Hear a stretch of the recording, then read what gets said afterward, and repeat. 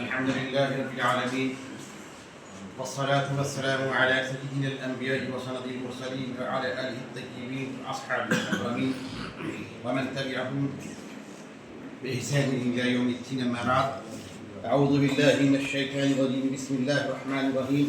أن الأرض يرثها عبادي الصالحون. صدق الله العظيم وصدق رسوله النبي الكريم. کوئی خطبہ صدارت کے لیے میں یہاں پر بس جسٹ ایک دو باتیں تعلیمات اولیاء کی صبح سے ہم سن رہے ہیں. تعلیمات اولیاء.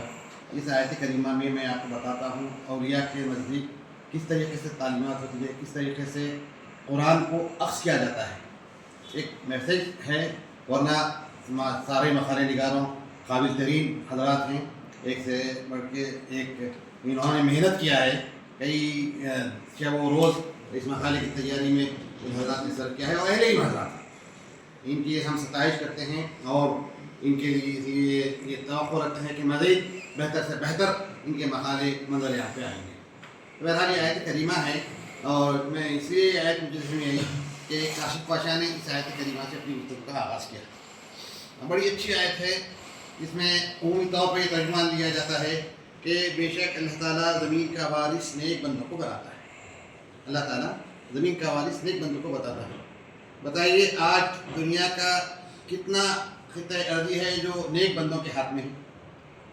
یہ آیت کریمہ جب کبھی بھی ہمارے استاد محترم تھے، سابق شیخ المعقولات تھے، حضرت علامہ مفتی محمد ولی اللہ علیہ الرحمہ، مذہب جب بھی بتاتے تھے، بڑی ایک مزاج تھا مذہب کا، ایک اپنی کیفیت تھی مذہب کی. بڑے نیک آدمی تھے اور اچھی سوچ کے حامل تھے، مفکر تھے، مدبر تھے.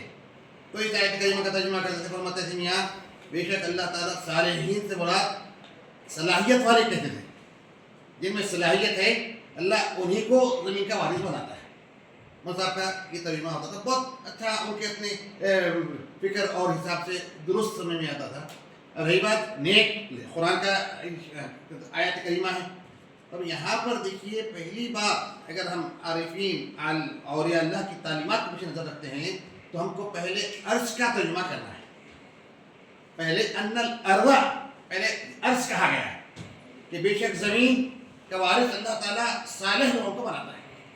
تو یہ جو عرض ہے، عرض سے مراد یہ زمین نہیں ہے، یہ زمین کی جو ہم ناپ تول جو کرتے ہیں، یہ ایشیا، افریقہ یا دیگر جو زمین کے حصے ہیں، یہ مراد نہیں ہے عارفین کے نزدیک، اہل اللہ کے نزدیک، بلکہ اس زمین سے مراد آپ کا بدن ہے، انسان کا جو جسم ہے، یہ اس سے مراد ہے.